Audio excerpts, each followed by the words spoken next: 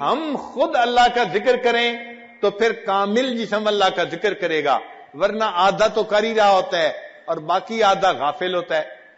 تو ہمیں اللہ تعالیٰ کا ذکر کثرت کے ساتھ کرنا چاہیے تاکہ اس کے اثرات ہمارے دلوں پر مرتب ہوں۔ چنانچہ انسان کا یہ جو ذکر ہے یہ انسان کے لیے جان کی مانند ہے، روحانی جان کی مانند ہے۔ چنانچہ حدیث پاک میں آتا ہے، ابو موسیٰ اشعری رضی اللہ تعالیٰ عنہ روایت کرتے ہیں، قال النبی صلی اللہ علیہ وسلم مثل الذی یذکر ربہ والذی لا یذکر ربہ مثل الحی والمیت، کہ مثال اس شخص کی جو ذکر کرتا ہے اور اس کی جو ذکر نہیں کرتا زندہ اور مردہ کی مانند ہے۔ یعنی ذکر کرنے والا انسان زندہ ہے اور ذکر نہ کرنے والا شخص وہ مردہ کی مانند ہے۔ تو یہ روحانی زندہ اور روحانی مردہ ہے گویا۔ دیکھیے اللہ کے حبیب صلی اللہ علیہ وسلم نے 1400 سال پہلے بتا دیا کہ ذکر کرنے والا انسان زندہ کی مانند اور ذکر نہ کرنے والا وہ مردہ کی مانند ہے۔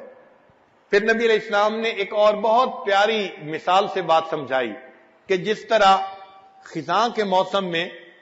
درختوں کے پتے جھڑ جاتے ہیں اور خشک ہو جاتے ہیں، اگر اس وقت درمیان میں ایک بالکل سرسبز درخت ہو تو وہ کتنا حسین اور اچھا لگتا ہے۔ نبی علیہ السلام نے فرمایا کہ ذاکر اللہ فی الغافلین کالذی یقاتل عن الفارین، کہ اللہ کا ذکر کرنے والا غافلین میں بیٹھ کر وہ ایسے ہے جیسے کہ فرار ہونے والوں سے قتال کرنے والا شخص ہوتا ہے۔ وذاکر اللہ فی الغافلین کالشجرۃ الخضراء فی وسط الشجر الذی تحاط ورقۃ من الصریب، جیسے خزاں کے موسم میں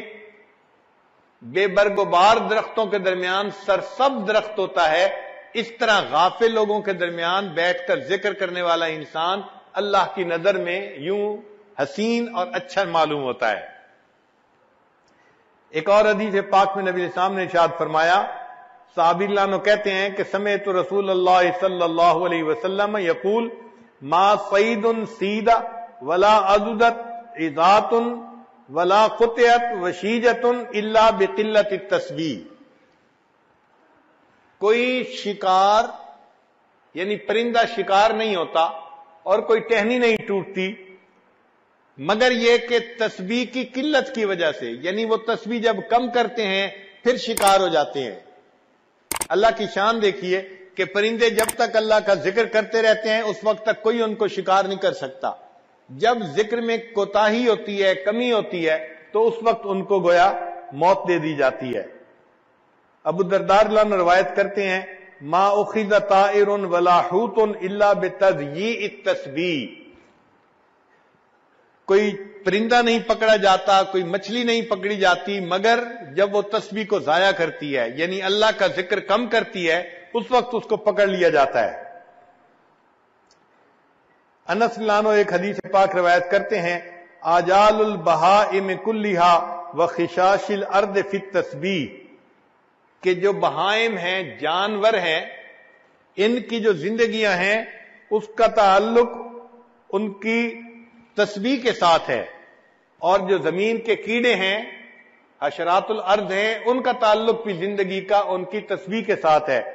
اگر وہ تسبیح کرتے رہتے ہیں تو زندگی لمبی رہتی ہے، جب ذکر میں کمی کرتے ہیں فَإِذَا انْقَضَى تَسْبِيحُهَا قَبَضَ اللَّهُ أَرْوَاحُهَا، جب تسبیح چھوڑ دیتے ہیں اللہ تعالیٰ پھر ان کی روحوں کو قبض کروا دیتے ہیں۔ ایک اور حدیث پاک میں یزید بن مرشد رضی اللہ تعالیٰ عنہ فرماتے ہیں کہ نبی السلام نے فرمایا، لا یصاد شیء من الطیر والحیتان الا بما یضیع من تسبیح اللہ، کہ جب کوئی پرندہ اللہ تعالیٰ کی تسبیح کو کم کرتا ہے، ضائع کر دیتا ہے، پھر اس پرندے کا شکار کیا جاتا ہے، یا مچھلی ضائع کر دیتی ہے تب مچھلی کو پکڑ لیا جاتا ہے۔ تو اس کا مطلب یہ ہوا کہ جو ذکر کرتا ہے وہ زندہ ہے، اور جو ذکر نہیں کرتا وہ اللہ تعالیٰ کے نزدیک مردہ کی مانند ہے۔ اسی لیے یہ پوری کائنات، اس میں جب تک اللہ رب العزت کا نام رہے گا یہ کائنات اس وقت تک سلامت رہے گی، اور جب یہ اللہ کا نام سے محروم ہو جائے گی، اللہ تعالیٰ اس کائنات کو ختم کر دیں گے۔ چنانچہ حدیث پاک میں ہے قال رسول اللہ صلی اللہ علیہ وسلم لا تقوم الساعة حتى يقال في الارض اللہ اللہ، کہ اس وقت تک قیامت قائم نہیں ہو سکتی جب تک کہ زمین میں کوئی ایک بندہ بھی اللہ اللہ کہنے والا ہوگا۔ یہاں ایک نقطہ سمجھنے کی ضرورت ہے کہ قیامت سے بڑی مصیبت اور کوئی نہیں۔ اتنی بڑی مصیبت اس وقت تک نہیں آ سکتی جب تک کہ ایک بندہ بھی اللہ اللہ کہنے والا ہے۔ اور ایک اور حدیث پاک میں ہے کہ اللہ تعالیٰ نے اسرافیل علیہ السلام کو حکم دیا ہے کہ اگر تم دنیا میں کسی بندے کو سنو کہ وہ میرا نام لے رہا ہے تو اس نام کو سننے کے بعد سور کو پھونکنے میں 40 سال کی تاخیر کر دینا۔ تو ایک دفعہ اللہ کا نام لینا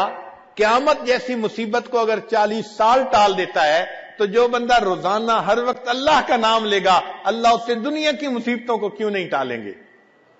آج ہم تعویذوں کے پیچھے بھاگتے ہیں اور عاملوں کے پیچھے بھاگتے ہیں،